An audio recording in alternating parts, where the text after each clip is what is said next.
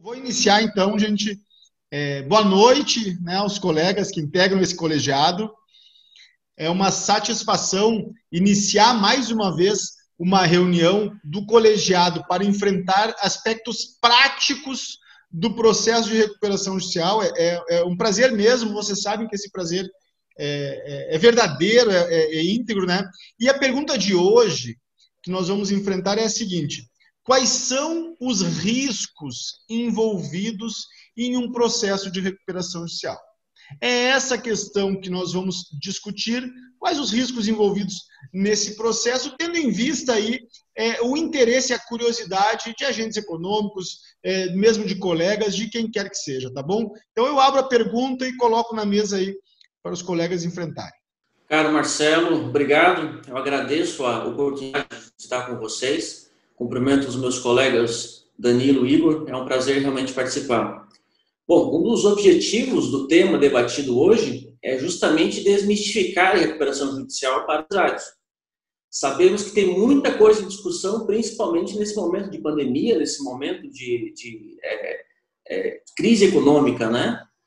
O que eu gostaria de trazer para debate é um pouco da visão prática da recuperação judicial. A gente sabe que o empresário é diariamente bombardeado com informações sobre recuperação judicial. Em uma simples pesquisa na internet aparece uma avalanche de informações, mas infelizmente sempre a visão mais pessimista do tema.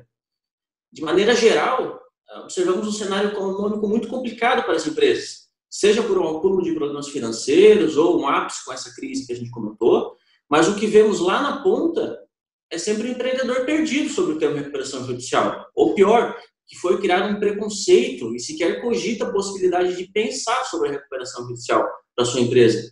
Principalmente, e aqui é o meu ponto que eu vou focar hoje, e se um plano de recuperação não for aprovado? E agora, o que acontece comigo? Eu vou perder tudo? Essa insegurança que acaba prejudicando o empreendedor. Eu acredito que temos bastante a debater sobre isso e é onde eu pretendo entrar. Boa noite, meus amigos, tudo bem? Para mim é um prazer também participar dessa reunião, poder debater um tema tão polêmico e tão atual, né, como o surgimento das empresas que, especialmente nesse momento de pandemia, vem sendo assolados, né, pela crise. E realmente, Luiz, é um tema extremamente importante e relevante, já que esse é a pergunta que o empresário faz, né, para nós, operadores do direito, e para ele próprio, né, às vezes também para o contador, mas e se meu plano não for aprovado? O que eu vou fazer? Como que eu vou prosseguir? Eu acho que, primeiramente, o empresário que ele chega ao ponto de precisar da recuperação judicial é porque ele realmente ele quer manter o negócio dele, está numa dificuldade tremenda que não tem outra solução, senão ele se socorrer à lei da recuperação judicial para ele poder ganhar um fôlego, conseguir organizar as suas finanças, organizar os seus pagamentos e dar sequência na sua atividade. Acho que tem muito miticismo envolvido na matéria, o que muitas vezes amedronta o empresário de procurar esse recurso. E o nosso papel é justamente esse, de desmistificar essa complexa engrenagem da recuperação judicial, justamente porque ela realmente é uma ferramenta que o empresário pode se valer dela para ele poder sorguer e dar continuidade às suas atividades. Eu acho que é um tema extremamente relevante, escolhido para essa reunião de hoje, e que nós vamos ter muito que discutir aqui.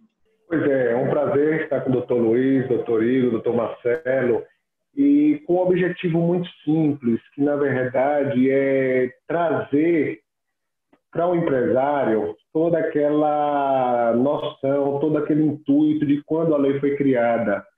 A gente tem uma lei que pode nos favorecer a título de empresário, a título de empresa, a gente tem uma lei que pode nos favorecer bastante, porém, o dia a dia, os aspectos negativos acabaram tomando força nisso e acaba afastando o empresário de uma ferramenta tão importante. Então, acho que o nosso objetivo aqui é justamente trazer com que o empresário volte a acreditar e volte a usar esse benefício a seu favor. Perfeito, Danilo. Deixa eu discutir com algumas questões aí que vocês levantaram. Assim. Vocês sabem, o microfone, quando quiserem, abram e vamos fazer uma conversa bem informal aqui. A nossa função é um pouco desmistificar, como vocês bem comentaram, este instituto.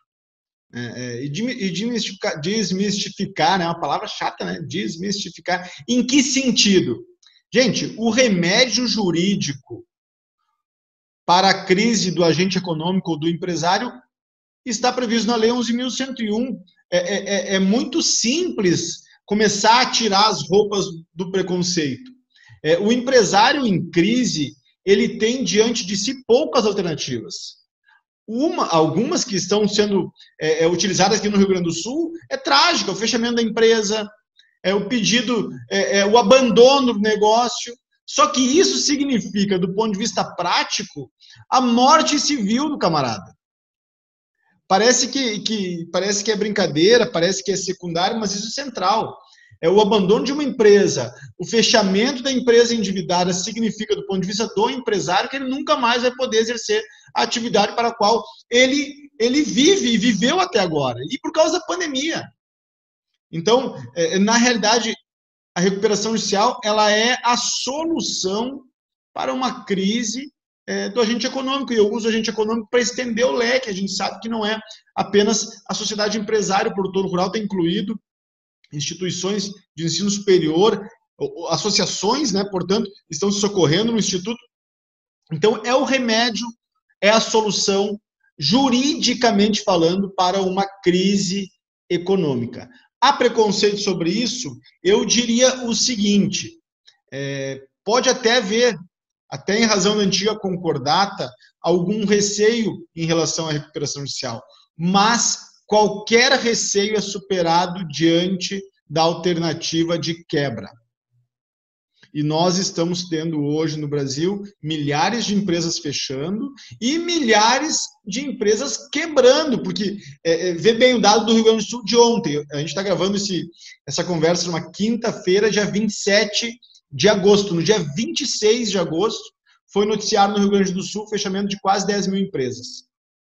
A pergunta que eu deixo é, dessas 10 mil empresas, quantas estavam endividadas?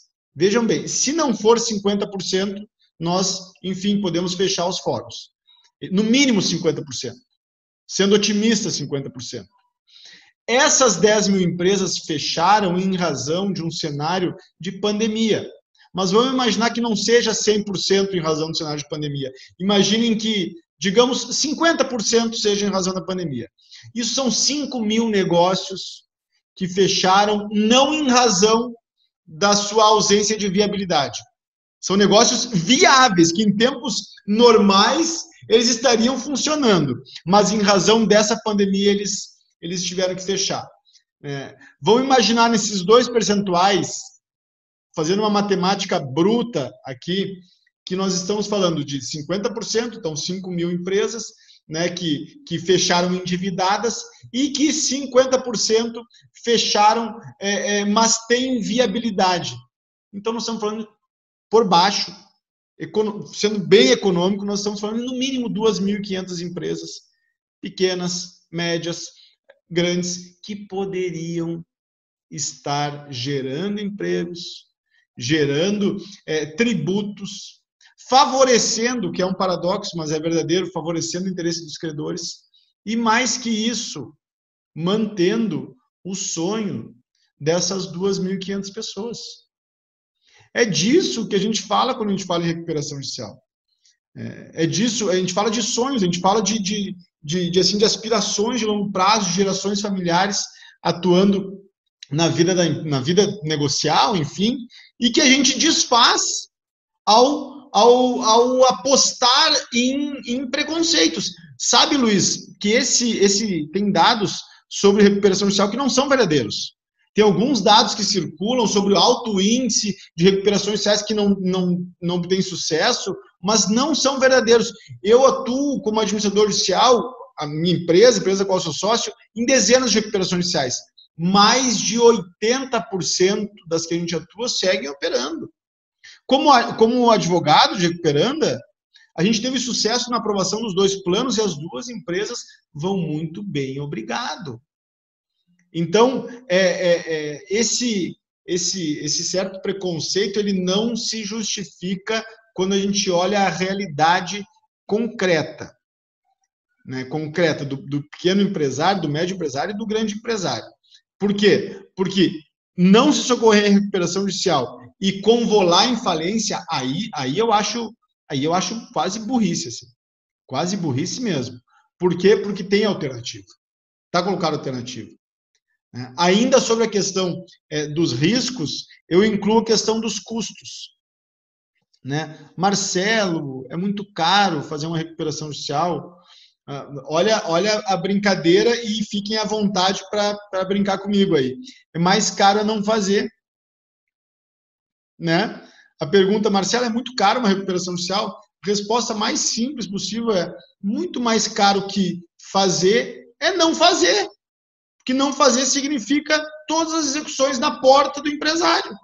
Então não faz. Começa a fraudar os credores. Um último detalhe aqui, e eu estou aguardando aqui vocês abrirem o microfone para a gente seguir a prosa.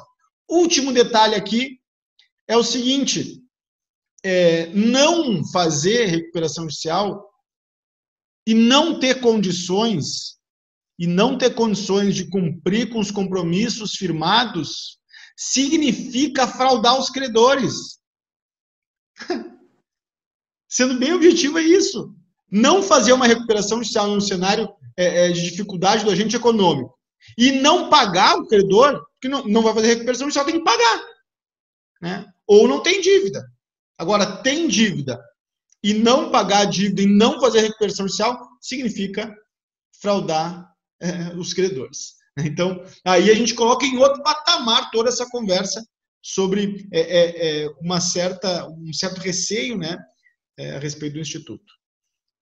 Diante de tudo isso, né, Marcelo, todos esses benefícios, a gente escuta muito aqui no escritório a dúvida, novamente, e se não aprovar o plano de recuperação judicial? Então, ora, né? Então, acho que vale a pena a gente entrar um pouquinho nesse tema para também desmistificar isso aí. Ou seja, apresentado o plano de recuperação judicial, que nada mais é do que a estratégia que a empresa tomará para o sucesso e a quitação de todas as dívidas, e num resumo grande é isso, o juiz determina a publicação para que os credores, caso queiram, apresentem alguma rejeição, podendo muitas vezes ser aprovado tacitamente, ou seja, às vezes apresenta esse plano de recuperação e é aprovado e segue a vida. Agora, caso seja apresentada alguma rejeição, né, aí sim é convocado uma Assembleia Geral de Credores. Ou seja, a Assembleia Geral de Credores é convocada mediante a manifestação de contrariedade de determinado credor sobre o conteúdo do plano apresentado. Bom, o que acontece então nessa Assembleia? Na Assembleia, credor e devedor vai ficar frente a frente, tem a possibilidade de discutir a situação que foi apresentada e, obviamente, poderá haver mudanças nesse plano, desde que o devedor consinta. E se o devedor não consentir em nenhuma modificação e os devedores, mesmo assim, não aprovarem o plano não apresentado, o resultado será, então, aí sim, o processo de falência, será o prosseguimento dessa discussão. Por isso, muito importante essa conversa com os credores muito antes da Assembleia, é ir para a Assembleia preparado. Não é um território inseguro, é um plano traçado junto com os credores. A sociedade empresária ou empresário que se encontra em situação financeira delicada deve procurar um auxílio especializado para analisar suas condições. Há requisitos específicos para a adoção de tal procedimento. Como o Marcelo menciona, é simples, mas não é fácil. Além da análise prévia de cabimento do pedido de recuperação, o advogado é responsável pela chancela jurídica do plano a ser apresentado. É muito importante a prévia negociação com os credores e eu bato nesse ponto novamente. É ir para a Assembleia de Credores com um plano traçado, não é algo imutável. Então, não é uma tentativa só, aprovou, não aprovou, finalizou. Então, existe uma certa segurança nisso. Perfeito, Luiz. Deixa eu dialogar com isso. O Igor vai explorar esse tema e depois eu vou. Vai lá, Igor, vai lá. Eu estou como mediador também aqui. Até acho também que uma das dos pontos chaves aí é nenhuma empresa nasce com a finalidade de extinção, ou dela encerrar as atividades dela prematuramente, ou por conta da dificuldade financeira que a crise trouxe. Muitos empresários apostam a vida ou pegam a empresa já que vem de uma história de família. Então, realmente, a possibilidade de falência, ela é um tabu que não se fala dentro da empresa ou dentro da família, ou não se cogita isso. A empresa séria, a empresa que batalhou, que ela é cumpridora dos deveres dela, ela visa o quê? Se erguer. Então, realmente, a recuperação judicial, ela tem que ser bem abordada por nós, advogados. O cliente ele tem que sair do nosso escritório com a seguinte ideia: essa ferramenta foi criada para que eu possa usá-la e que ela consiga me sorguer, consiga me dar tempo, consiga me ajudar a reorganizar minhas finanças, meus débitos, e que os meus credores entendam o seguinte, que ou eles aceitam a minha recuperação judicial e eu possa vir a cumpri-la, ou eu vou simplesmente quebrar, não vou pagar meus débitos e a minha vida está acabada. Então, realmente, as mudanças que a lei vem trazendo, especialmente agora com a pandemia e com um aumento considerável do número de falências, essas modificações, elas eram necessárias desde o início, desde a publicação da lei. E a gente vem agora notando que realmente essas mudanças e a ampliação, inclusive, do leque de empresas e associações e escolas agora a serem contempladas pela recuperação judicial, ela realmente veio, e acredito eu que para ficar, né? São mudanças que vão trazer benefícios para esses empresários que são realmente agentes econômicos.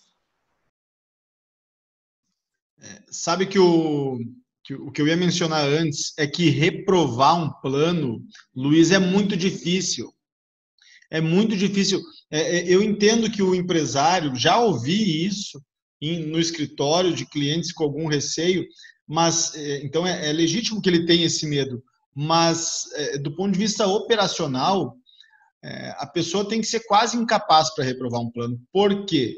Porque nenhum credor quer falência. Nenhum credor quer ver transformar um agente econômico em uma massa falida. Nenhum credor quer. Então, deve existir uma incapacidade de negociação muito grande. Se a gente analisar os planos que já foram aprovados com a leva de recuperações judiciais 2015, 2006 e 2017, e os planos recentemente também sendo discutidos, a gente vai perceber isso. Eu assisti como AJ algumas recuperações judiciais que, do ponto de vista assim, financeiro, objetivo, não era razoável aprovar o plano. Não tinha sentido aprovar o plano. E foram aprovados. Ninguém foi contra. Para vocês terem uma ideia, alguns bancos que brigavam, foram votos favoráveis porque eles têm um cálculo contábil. Não sei se vocês já se deram conta disso, mas o banco, quando aprova um plano de recuperação judicial, ele necessariamente não está concordando em relação aos valores que ele vai receber. É porque aí ele não precisa lançar como prejuízo esses valores. Então tem um jogo contábil aí bem interessante que os bancos fazem. Em algumas condições eles não votam contra o plano exatamente para se manter vivos do ponto de vista contábil, sem precisar lançar em prejuízo. E uma outra questão ligada a essa dificuldade de reprovação, eu assisti outras assembleias, tem uma especificamente que é inacreditável, que o advogado não conversou com ninguém nenhuma vez. Eu mencionei essa reunião, acho que semana passada até, essa assembleia, eu já mencionei ela.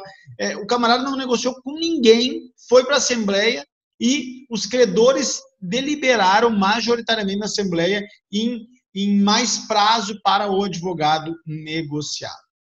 Então, até pelo fantasma da falência, a recuperação judicial, o plano em geral é aprovado. Se tiver plano muito absurdo, muito draconiano, tem que ter um manejo negocial, claro que tem, mas a ideia na recuperação judicial assim, entre os credores, é criar uma melhor condição no plano, mas não é recusar o plano. Tanto que, do ponto de vista de percentual, a gente estava conversando isso no grupo hoje, de percentuais de aprovação e reprovação do plano, o percentual de aprovação é lá 75%, 80%, 85%. Né? E vejam bem, a convolução, né, em falência, ela se dá quando se dá após a aprovação do plano, não é na Assembleia em si, o que sinaliza que os credores fazem o possível para não ir para esse rumo. E aí, concluindo essa parte, eu diria o seguinte: a empresa que tem receio de ingressar em recuperação judicial, mas está endividada, ela não sabe o que está fazendo. Tem uma ignorância, e não é de natureza jurídica, é uma ignorância de gestão muito grande, porque ela não percebeu que, eventualmente, ela já está em um processo de insolvência e ela tem feito essa negação consigo mesma. Então, ela não percebeu. Por que ela não percebeu? Por causa do giro.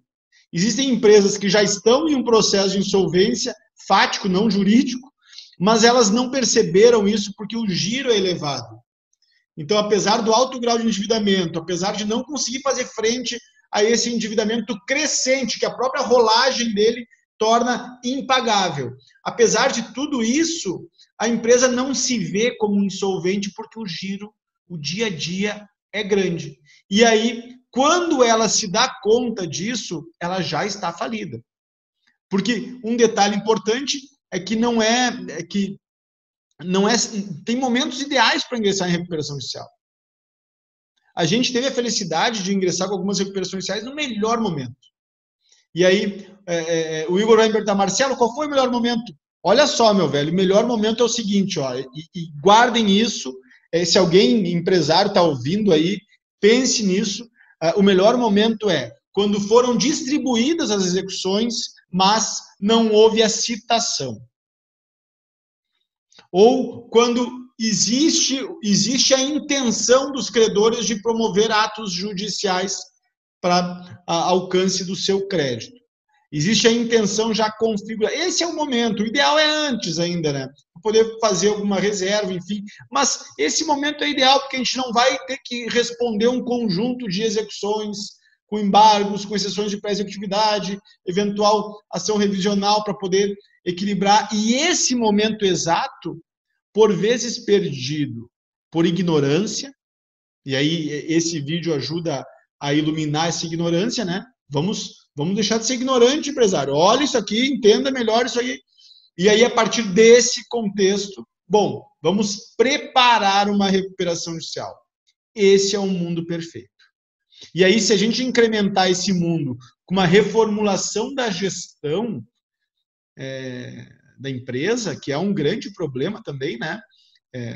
Se eu não estou enganado, o Danilo tem algumas questões sobre isso, mas com os processos de gestão, se a gente conseguir caminhar junto com processos de reformulação na gestão, superando aquela desordem, né, que boa parte das, especialmente microempresas, empresas de pequeno porte possuem, aí nós estamos com um caminho pavimentado para trilhar o seu erguimento. Pois é, Marcelo. Quando a gente fala de empresa, a gente precisa entender que por trás da empresa tem um sonho, como você mesmo já falou, como já foi falado aqui na reunião. E com relação a isso, você citou o caso do cidadão que ele tem um giro alto e ele não percebe que ele está falido por conta desse giro que acaba maquiando a situação dele. Mas tem uma situação que a gente tem visto aqui, Norte, Nordeste, que é a nossa área de atuação, tem visto com muito mais frequência, que é a questão do orgulho, é a questão do ego. Eu sou egocêntrico demais, eu sou orgulhoso demais para estender o braço e pedir ajuda. Eu sou aquele cara que fiz fortuna comprando uma bala 5 e vendendo a 100. E consegui vencer uma vez, eu acho que eu vou conseguir superar essa crise novamente. Na verdade, eu faço uma ilustração, isso para um cliente leigo, no seguinte sentido: a recuperação judicial é como se fosse uma intervenção médica, tipo uma UTI. Eu sou um cidadão, eu estou doente, eu não me tratei a ponto de conseguir restaurar a minha saúde. Então, eu vou para o médico. E é o meu último suspiro, é a minha última chance, é a minha última carta na manga. O próximo passo é a morte. Então, eu só tenho o quê para fazer? Ou morrer ou lutar com essa minha última ficha. Não adianta eu estar tomando antibiótico que não vai resolver o meu problema. Então, eu acabo me rendendo, me entrego à equipe médica e a equipe médica vai cuidar de mim por um tempo.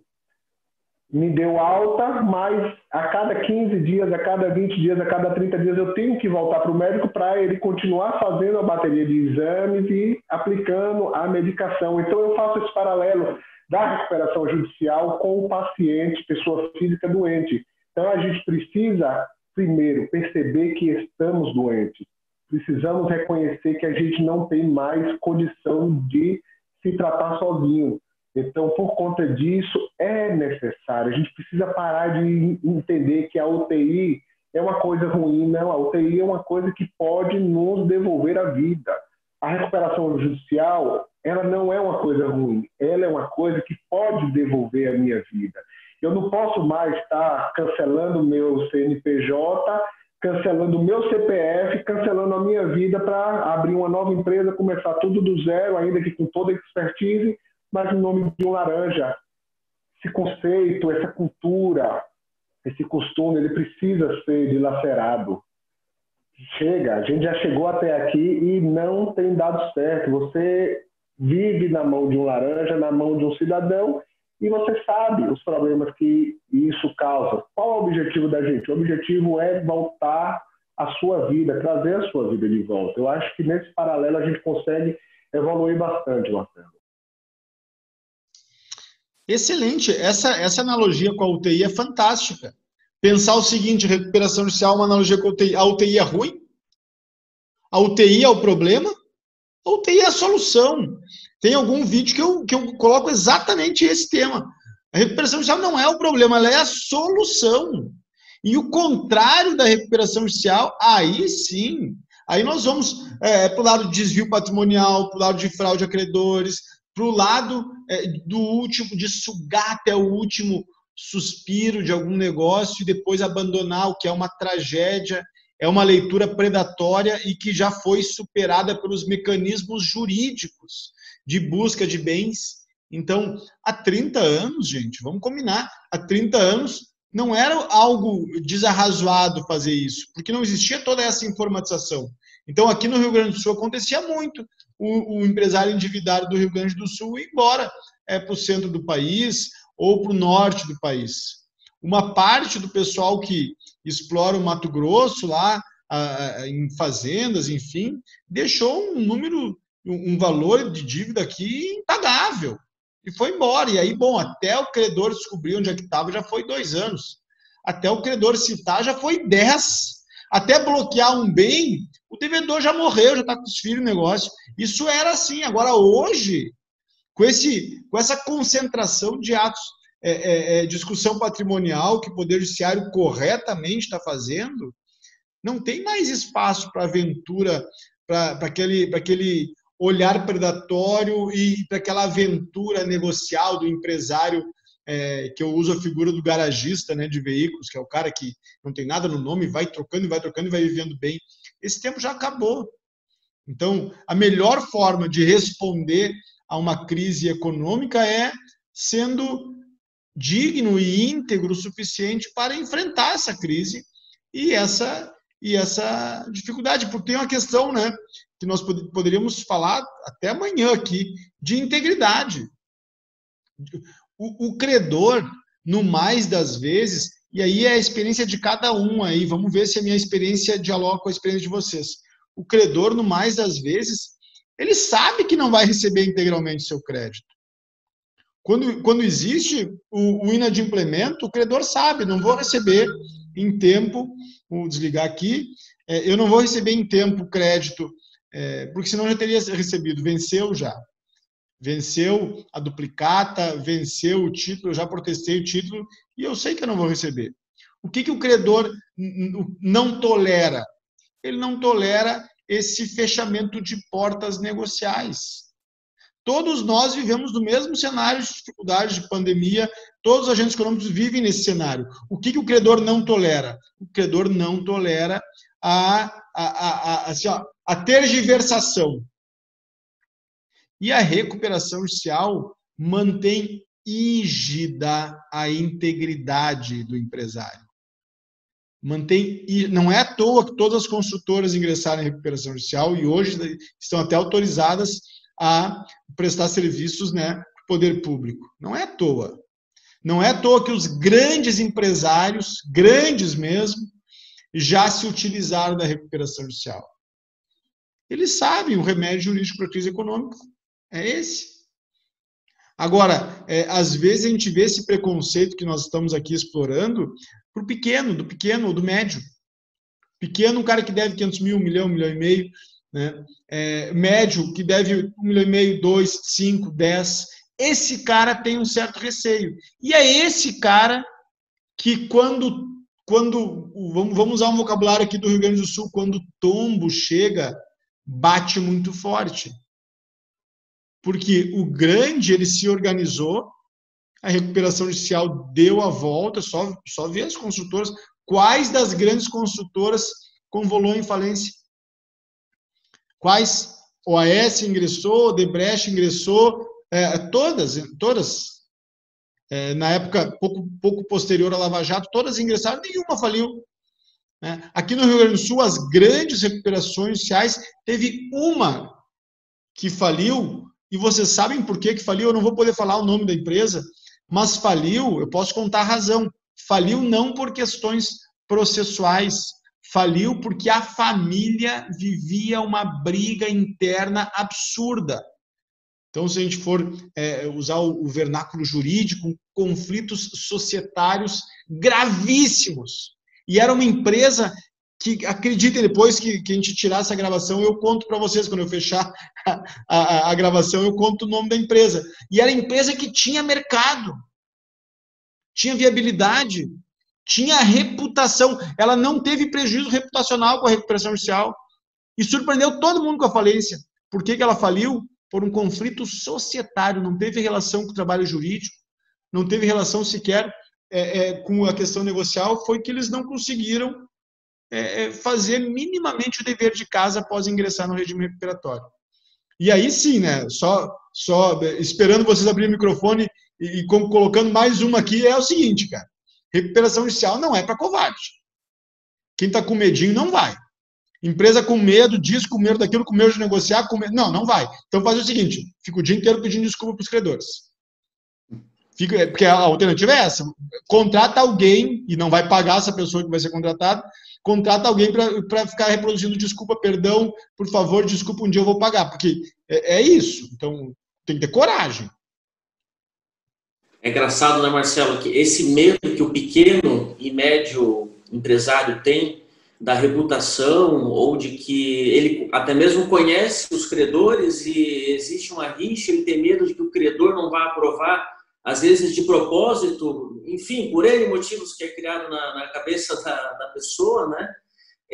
Mas veja, mesmo não ocorrendo a aprovação da maioria qualitativa ou quantitativa dos credores, existe ainda uma flexibilização da decisão, em tese soberana dos credores, em prol do princípio da preservação da empresa, evitando-se assim o abuso de direito de voto de minoria, que é justamente algum dos receios que essa pessoa, a minoria vote e prejudique um crédito de 90% das pessoas.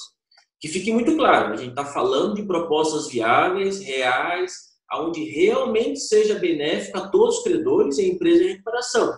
É um remédio, que eu costumo falar, cuja eficácia deve atingir a todos, credor e devedor. Neste caso, cabe ao juiz, excepcionalmente, aprovar o plano não aprovado pelos credores com base no artigo 45 da Lei de Recuperação, se assim ele entender conveniente. Tudo isso tem uma razão, é mostrar que o risco da não aprovação da estratégia de reestruturação da empresa Quando bem elaborado, quando se mostrar viável e demonstrar que realmente tem intenção de reerguer a empresa, mas precisa de um tempo para isso, não deve ser um fator que assuste o empresário. De fato, a recuperação da empresa, assim entendida, enquanto atividade produtiva, geradora de renda e fonte de arrecadação de tributos, ela reúne inúmeros interesses que não se resumem apenas a do próprio empresário ou apenas a do próprio credor. Em razão do impacto social da crise da empresa, a sua prevenção e solução devem ser destinadas não somente à prevenção dos interesses do empresário, seus credores e empregados, mas também, quando necessário, eu acredito que a proteção dos interesses coletivos relacionados à continuidade da atividade empresarial. Ou seja, toda empresa ela tem uma função social. E essa função social, dentro da nossa sociedade, ela deve ser preservada, mesmo que o voto de minoria no quadro geral de credores possa tentar violar isso, ela é fundamental, é o que move a nossa sociedade. Então, é por isso que eu foco nessa questão da aprovação do quadro de credores.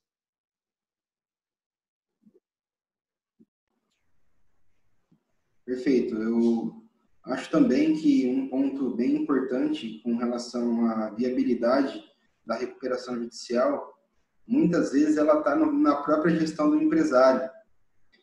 Infelizmente, muitos empresários eles acabam confundindo a empresa com a sua própria carteira e não fazem essa separação. A empresa ela é a empresa e a minha carteira é a minha carteira. E não estabelecem um prolabore, uma retirada, uma distribuição de lucro mensal suficiente para a manutenção dele ou até dentro da capacidade da empresa.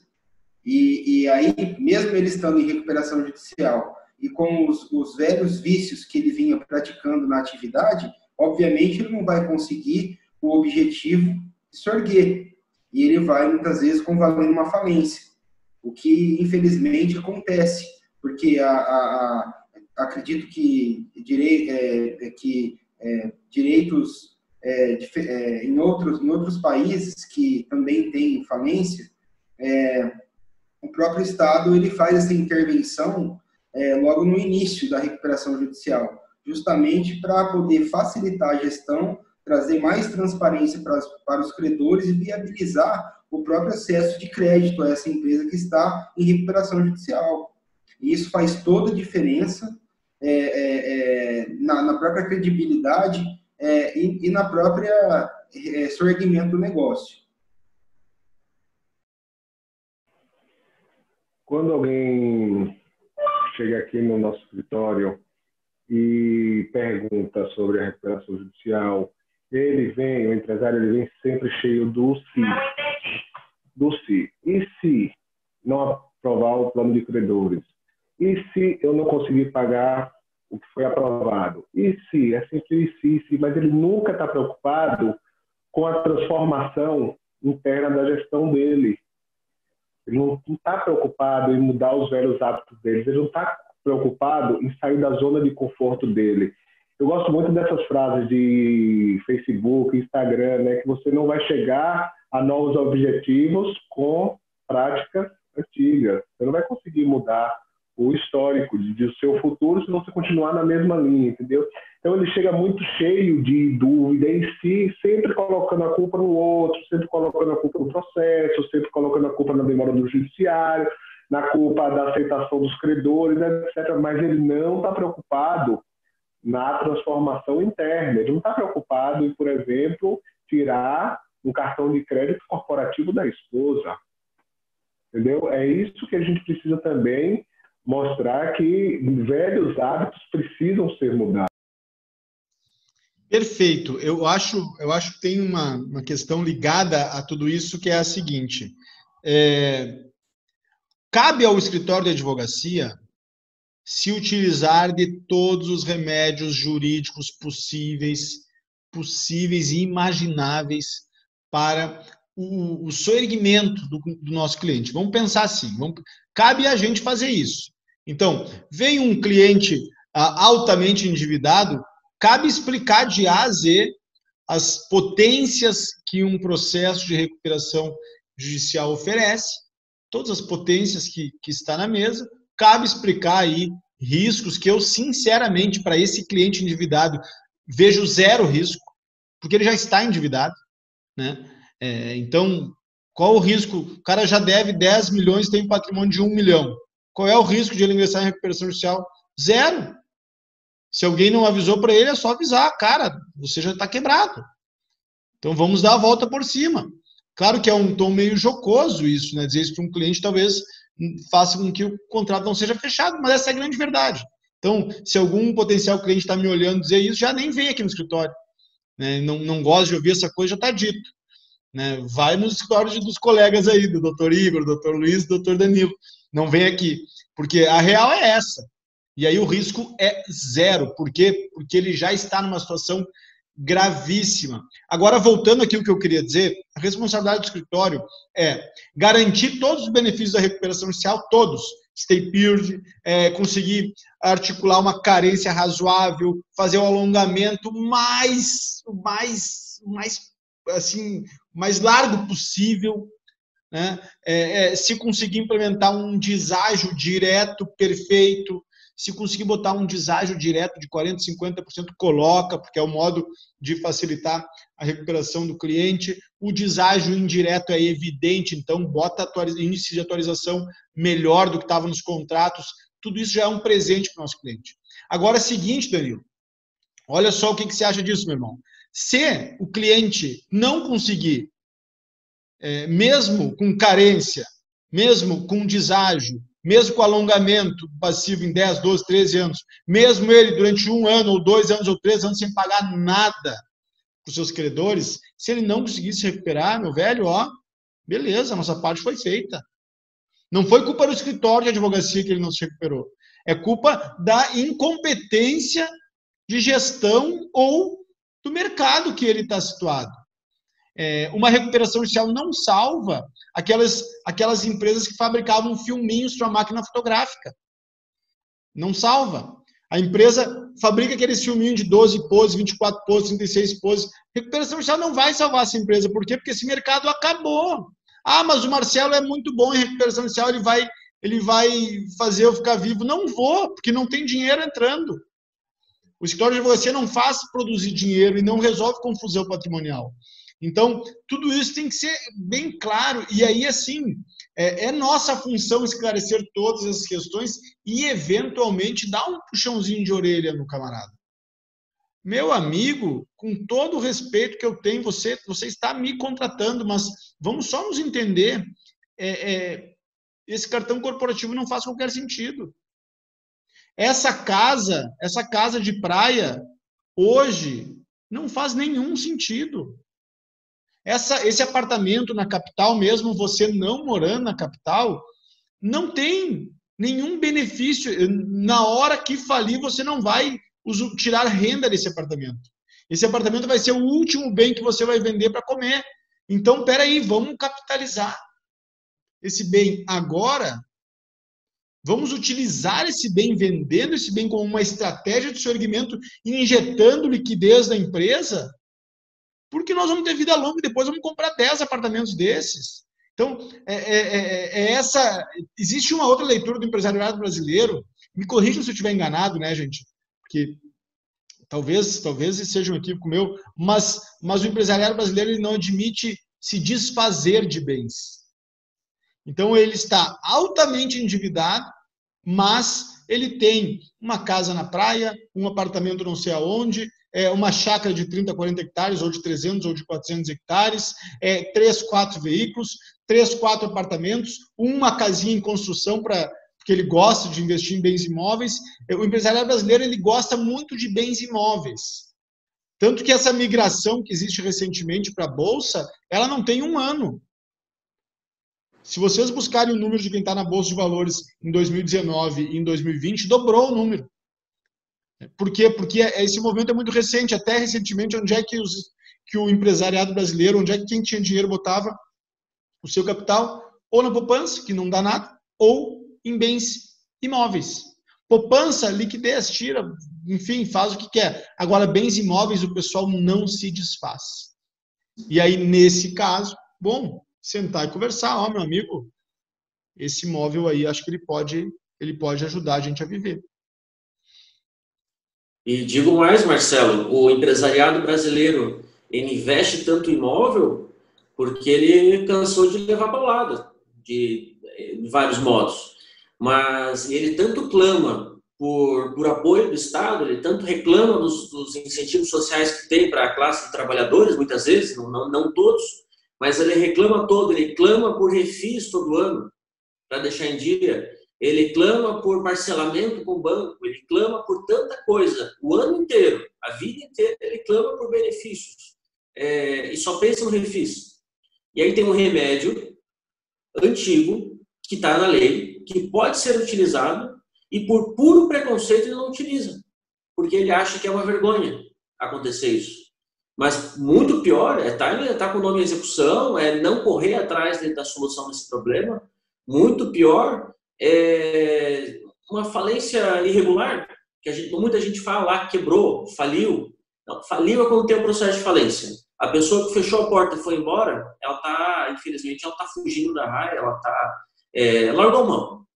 Coitado, às vezes não é por intenção, às vezes é porque não teve mais o que fazer. E acontece muito disso, infelizmente. Mas existe um remédio, só que o remédio muitas vezes é amargo, mas ele tem que ser tomado. Então, essa é a minha briga, a minha paixão pela recuperação. Tanto clama, tanto pede, tem o remédio, toma, é hora de tomar. Não é fácil, não é para todo mundo, mas ele está lá. Vale a pena conversar sobre isso. Realmente, e muitas vezes a gente acaba sendo um pouco psicólogo do cliente, justamente porque ele está numa situação de conflito pessoal para tomar essa decisão e está totalmente desamparado e desesperado com a possibilidade dele quebrar, porque muitos deles colocou tudo que eles construíram na vida naquela empresa. E a gente não vai longe para encontrar, especialmente pessoal de restaurante, hotéis, né, que foram diretamente atingidos, estão ainda, mesmo aqueles que já voltaram a funcionar, com um medo tremendo de apostar de novo no negócio, de fazer estoque, contratar funcionários, e aí o município onde ele está sediado é rebaixado para um nível menor, pior do que ele está agora, e ele tem que interromper as atividades dele de novo. E mesmo sem ter recurso, ter feito esse compromisso para poder tentar começar a respirar de novo. Então, realmente, é uma situação muito delicada, muito complexa, envolve várias decisões. Parte dela cabe a gente esclarecer, obviamente, né, trazendo os benefícios que a recuperação judicial vai trazer, e também trazendo as consequências, mas tudo vai demandar também da própria gestão deles, né? Então, a partir do momento que você esclarece isso e deixa o empresário bem ciente dos benefícios e das consequências, lembrando que não compete a nós se responsabilizar pelas consequências, é realmente a única saída que ele tem para ele não quebrar. E se for bem feito, vai trazer o resultado. A gente sabe que muitos acabam não conseguindo pela má gestão deles, mas aqueles que seguem a cartilha, que fazem o trabalho certinho, que peçam orientação, às vezes, para um economista de como ele vai trabalhar o fluxo de pagamento dele, reorganizar as finanças, reorganizar os pagamentos, eles conseguem sair do buraco e, às vezes, até antecipar o prazo que ele pediu para os credores deles para poder, já que o negócio começa a ir bem de novo. Então, acho que justamente esse o enfoque nosso quando recebemos um cliente potencial em recuperação judicial, a gente tem que alertá-lo. Olha, se você trabalhar de forma correta, se você realmente seguir aquilo que a lei te proporciona, e se você estiver bem amparado e ciente que você tem que fazer isso para você não falir, você vai conseguir. Voltando à ilustração da UTI, a gente conseguiu trazer o paciente da UTI, ele estava em coma, e a gente tira o paciente do coma e o paciente volta a ter vida. Vamos supor que ele tenha chegado, eu não entendo nada de medicina, mas vamos supor que ele tenha chegado no coma por conta de uma diabetes, por exemplo. Ele precisa entender que agora ele não pode mais se envolver com açúcar. Aquele costume dele do café com açúcar, da sobremesa após o almoço, aquilo precisa acabar. Então, o médico conseguiu devolver uma última chance de vida para ele, ele precisa mudar os hábitos dele. A recuperação judicial, ela é fantástica, ela é um remédio fantástico. A gente consegue dar uma sobrevida para o empresário por conta desse remédio jurídico, mas esse empresário, essa empresa, ela precisa se reinventar, ela precisa se reestruturar, ela precisa corrigir tudo que estava errado.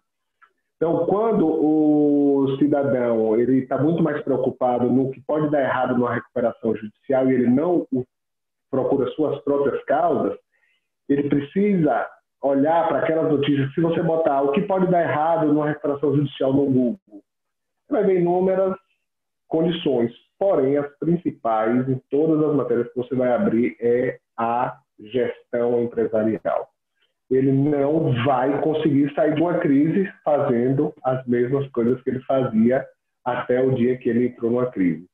Então, precisa desmistificar isso. Ele precisa entender que a recuperação judicial é o que ele tem de sobrevida, é um remédio fantástico. É muito melhor, por exemplo, do que uma revisional que a gente vai forçar um acordo lá embaixo. Na verdade, isso já acabou, é ilusório. Isso foi coisa de 15, 20 anos atrás, quando os bancos baixavam de sobremaneira a parcela do carro e você conseguia quitar. Acabou isso, isso não existe mais nos dias de hoje. Então, acho que para que o empresário possa ter sucesso numa recuperação judicial, ele precisa abandonar o orgulho, ele precisa abandonar o egocentrismo e ele precisa entender que ele precisa sair da zona de conforto, ele precisa se reinventar. Ele ganha uma sobrevida, cabe a ele fazer uma nova vida empresarial. Interessantíssimo essa abordagem, porque na realidade o empresário ele busca fora, né? Pelo que nós estamos comentando aqui, que não sei se isso corresponde à realidade, eu acredito que sim. A recuperação judicial sozinha, pelo que a gente está cogitando, ela não vai resolver, mas se ela vier acompanhada de um suporte de gestão, eu não sei se precisa de uma consultoria em gestão, mas pelo menos uma sinalização nisso, uma atenção especial, nós já começamos a falar em outro patamar. Eu acho interessante essa leitura. A gente já trocou figurinha semana passada, na outra reunião que a gente fez do colegiado, que o sonho do ponto de vista do trabalho de soerguimento empresarial seria compatibilizar e vender só um produto. Imagine o seguinte, Luiz, você no escritório oferecendo para o seu cliente, além de todo o cabedal que envolve um processo de recuperação judicial, de todo o acervo jurídico que envolve uma RJ, oferecer também uma consultoria do ponto de vista dos processos de gestão, né? A gente chegou a cogitar isso semana passada e isso, de fato, é algo bem interessante que não é muito colocado, né? A gente não vê muito isso. Parece que o escritório de advocacia fica somente com o jurídico e tem um pouco de receio. Essa questão resolve você. Mas quem sabe seja algo a ser ventilado, quem sabe seja o grande diferencial de um serviço prestado por um escritório, né? Olha, eu só faço... Imagine o seguinte, Igor. Um cliente chegando no seu escritório e você se posicionando na seguinte forma. Olha, fulano, eu só vou fazer o seu processo de recuperação judicial se este processo for acompanhado por uma consultoria administrativa. E eu tenho consultor aqui que vai integrar os honorários. Os honorários envolvem um pacote fechado. Então, ao fechar esse contrato, eu fecho o contrato se e somente se o meu consultor ou o meu colega, que eu tenho confiança, possa fazer também uma intervenção nos processos de administrativos, né, de gestão, de finanças da empresa. Olha que serviço mais completo, porque por vezes o empresário é um solitário, o advogado também, né, gente? Boa parte de nós trabalha sozinho, é guerreiro, vai para a luta e faz o que tem que fazer, mas, enfim, nós não estamos falando dos advogados, vamos voltar para os empresários. Muitos empresários são guerreiros mesmo. Cresceram como o Danilo desenhou ali, o cara comprava bala 5, vendia 100, e foi crescendo, criou um império, né? Se empoderou com esse império que ele criou, ficou se achando o gênio, e ele foi empreendedor mesmo, né? Conseguiu fazer muitos negócios bons, mas sozinho, de um jeito atabalhoado. Como ele fazia um negócio de comprar por 5 e vender por 100, ele entendeu que aquela diferença dos 95 era dele, e sendo dele é da empresa, e a empresa é dele. Então, fez uma confusão em que a gente entende bem e juridicamente depois desconsidera a personalidade jurídica. Mas, então, feita essa confusão, olha que bom que seria para esse camarada. Olha, nós vamos oferecer uma solução jurídica, mas ela é acompanhada por um olhar também profissional, né? Não sei se de repente não daria para amadurecer uma ideia nesse sentido, mas acho que é um consenso aqui que isso seria uma questão interessante, né? Marcelo, sabe que aqui no escritório, quando nós iniciamos essa frente aqui no escritório, nós realmente vimos essa necessidade e nós fizemos uma parceria com uma empresa de consultoria justamente para poder oferecer isso ao cliente. Porque muitas vezes, quando você traz um economista para a mesa de reunião e ele passa a analisar a estratégia que o empresário está pensando em abordar no plano de recuperação judicial dele, muitas vezes o foco que o economista ele traz, ele muda totalmente a estratégia. E ele realmente torna isso viável. Ele abre os olhos do empresário. Basta o empresário estar disposto a ouvir o economista e acatar aquele plano que ele vai traçar. Então, a gente aqui no escritório, nós já oferecemos essa opção para o cliente, claro que de uma forma sem condicionar, mas como, olha, é realmente interessante você ouvir esse plano que o economista vai apresentar para você, que realmente ele pode ser um divisor de águas e viabilizar a sua operação. Muitas vezes ele vai influenciar um pouco na sua forma de gestar o seu negócio, mas ele vai realmente trazer resultados. Interessantíssimo mesmo esse passo. Acho possível de um modo, olha só como a gente segue tratando do mesmo assunto. De algum modo isso mitiga gravemente os riscos de uma recuperação judicial. Eu acho que se eu tivesse que apontar qual é o grande risco de uma recuperação judicial, o grande risco significa o empresário não perceber que o stay period passa. Esse é o grande risco. As recuperações judiciais que não dão certo, em boa medida elas não dão certo porque o empresário recebe a notícia maravilhosa do Poder Judiciário: olha, estão suspensas por 180 dias todas as execuções em face da empresa, cobrigados, enfim, 180 dias. E esses 180 dias, para o cara ingênuo, ele é muito tempo. O cara que não trabalha com recuperação judicial olha 180 dias e pensa, pô, que bom tempo. E ingenuamente ainda pensa que pode discutir se é dias úteis ou dias corridos. Essa discussão já está resolvida no Poder Judiciário, dias corridos. Mas esse prazo de 180 dias, ele se prorroga até a apreciação do plano em assembleia. E isso gira em média aí um ano e meio. O Observatório de Solvência indica 517 dias, se a memória não falha aqui, mas acredito que é isso sim, eu já falei algumas vezes sobre isso. Então, o empresário se acomoda, Igor. O empresário, pô, vou ter um ano, 180 dias, e aí a gente explica que a média é um pouquinho maior que 180 dias, e o cara se acomoda. E aí, seguinte, Luiz, cara, não tem nada que fazer, porque não tem o que fazer com os bens. E aí acontece uma mágica, Danilo. Aquele dinheiro que ele recebe da prestação de serviços e da venda de produtos, ele consegue administrar porque não tem bloqueio judicial. Antes ele não conseguia porque ele estava administrando, quando vê, puf, um bacen jude. E quando vê uma penhora, era uma confusão, do dia para a noite, pô, se organizou. Ao invés de ele perceber que esse é o cenário ideal para ele implementar os processos que nós estávamos falando, né, de enxugamento da máquina, de maximização dos resultados, de economia radical, enfim, eu não sou da área da administração, mas princípios de governança. Uma das grandes dificuldades é essa também, a falta de transparência. Eu atuei em uma estratégia de soerguimento imensa, que envolvia 400 milhões de reais, atuei como advogado, eu e o Bruno, e a gente ficou impressionado que havia uma dificuldade brutal dos nossos clientes de entender assim, ó, que era impositiva a transparência. Não era uma opção. A empresa que deve 400 milhões, olha, ela não tem o direito de sonegar informações. Ela não tem o direito de apresentar a informação que ela quiser.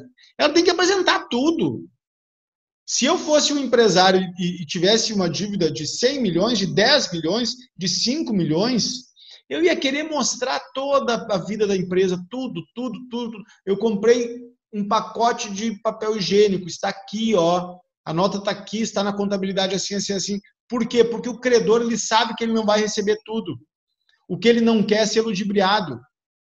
O que ele não quer é ver fraude, é participar de uma fraude. O que ele não quer é ser deixado para trás. Então, o segredo aí seria apresentar tudo transparência. Então, vê bem, princípios de governança, processos de gestão, tudo a ver com processos administrativos. E aí, esse período, logo após o deferimento da recuperação judicial, é o período em que o empresário, em alguma medida, se joga nas cordas. Se joga no berço esplêndido da suspensão das execuções, né, na interrupção daqueles bloqueios de valores que ele tinha antes da recuperação. E aí, bom, isso passa, né, gente? Isso passa. Isso é que nem de amor de adolescente, né? Amor de adolescente passa. Né? É a mesma situação. Só para complementar o quão perigoso essa situação do stay period que você falou, a gente aqui em Sergipe completou essa semana 150 dias do primeiro decreto de quarentena Covid-19. Então já são 150 dias nessa situação. Parece que foi ontem que começou. Imagina uma situação onde o cara para de sofrer ameaça, de sofrer ataque.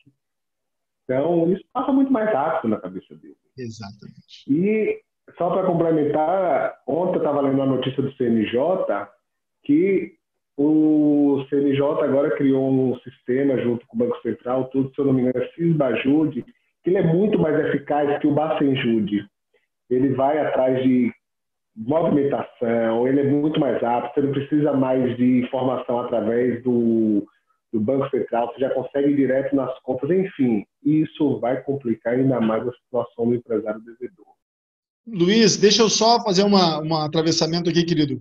Passando aqui o nosso tempo, agora eu vou fazer uma rodada para as considerações finais, tá? Então, Luiz, pode deixar o microfone aberto aí, faça as considerações que agora você ia fazer e aproveite para fazer as considerações para a gente encerrar essa prosa, tá bom? Só finalizando essas dúvidas, me lembraram uma conversa que eu tive com um advogado que não atua em recuperação judicial, e contrário totalmente, e na cabeça dele, na recuperação judicial, uma terceira pessoa entrava na empresa para administrar a empresa, ou seja, tirava de lado os sócios e alguém entrava lá para tocar a empresa. E ele divulgava essa informação para todo mundo que chegava na frente dele e falava: olha, não queira saber de recuperação judicial porque eu vou colocar um estranho dentro da tua empresa, e esse estranho não tem o know-how que você tem, e aí ficava de cabelo em pé com essa situação. Então, é mais isso ainda, olha, é importante que fique claro, na recuperação judicial, você continua tocando sua empresa, ninguém melhor do que você que cresceu com essa empresa, que fundiu essa empresa, que você recupere ela agora nesse momento. Então, é isso que é importante que fique claro. E finalizando, eu só tenho a agradecer agora ao Marcelo, o Igor e o Danilo por esse bate-papo rápido e espero que a gente possa fazer outros em breve novamente. Fica meu forte abraço para vocês. Realmente, a reunião nossa hoje foi muito proveitosa. Acho que o tema foi muito bem discutido e abordado. a gente pode, com essa live, passar para os empresários a realidade e os benefícios que realmente trazem a recuperação judicial, conseguimos, acredito eu, que desmistificar esse preconceito que existe em procurar esse recurso como um verdadeiro remédio, né, como nós falamos hoje. Espero que isso sirva para que os que estão pensando realmente deem esse passo, né, e estamos à disposição para poder esclarecer essas dúvidas, né, e mais uma vez gostaria de agradecer, né, a todos vocês, né, por essa excelente oportunidade, né, que venham outras oportunidades como esta. Um abraço a todos. Falar de recuperação judicial para devedor é complicado, mas falar de recuperação para credor é complicado, mas falar para o devedor é a oportunidade que ele tem, é a última carta na manga, é a sobrevida que ele pode ganhar.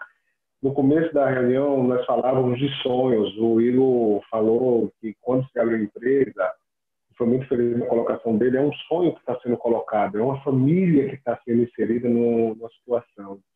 Então, a gente está tendo a oportunidade de utilizar um remédio para salvar esse sonho, para salvar essa família. Então, afasta tudo que se lê de negativo, existe muito ponto positivo na recuperação judicial. Então, o que eu posso deixar de mensagem é isso, agradecer ao Marcelo, ao Igor, ao Luiz, e graças à tecnologia nós conseguimos pegar algumas regiões do Brasil e nos unificar nessa situação. Muito obrigado a todos. Gente, olha só, só mais uma linha aqui. Se alguém estiver nos ouvindo aqui e queira entender melhor esse processo, nunca esqueça a audiência que nos privilegia com a sua atenção o seguinte: o princípio central da recuperação judicial é a preservação da empresa. O corolário da recuperação judicial foi criada tendo em vista, tendo por objetivo preservar a empresa. Então, dizendo isso, aliás, a gente poderia fazer uma live só sobre a preservação da empresa, porque este é o princípio que ilumina todo o sistema previsto na Lei 11.101. É importante sublinhar isso para ter afastar qualquer receio. Eu quero agradecer imensamente Luiz, Igor, Danilo, doutores em direito e em relacionamento. Doutores vêm da expressão não de doutorado, o que eu, inclusive, não sei se vocês têm doutorado ou não têm, mas, enfim, vem de douto. A raiz etimológica é douto. Douto é quem sabe, quem conhece. E, por isso, eu fico à vontade de chamá-los de doutores. Foi uma satisfação muito grande fazer essa conversa. Eu tenho um carinho por vocês e vocês acham que já sentiram isso. Eu quero bem mesmo vocês. Gosto muito desse tipo de prosa e digo mais para vocês. Fico aqui, antes de fechar, o convite para fazermos mais isso. Vamos fazer mais essa conversa, porque fechou a ideia, né? Fechou a nossa intenção de dividir com quem quer que seja as questões que envolvem o processo de recuperação judicial, e acho que vale a pena a gente reproduzir em outros momentos esse grupo privilegiado de colegas, tá bom? Então eu vou encerrar agora aqui, agradecendo mesmo a participação de vocês, e aí a gente segue conversando aqui. Estou fechando.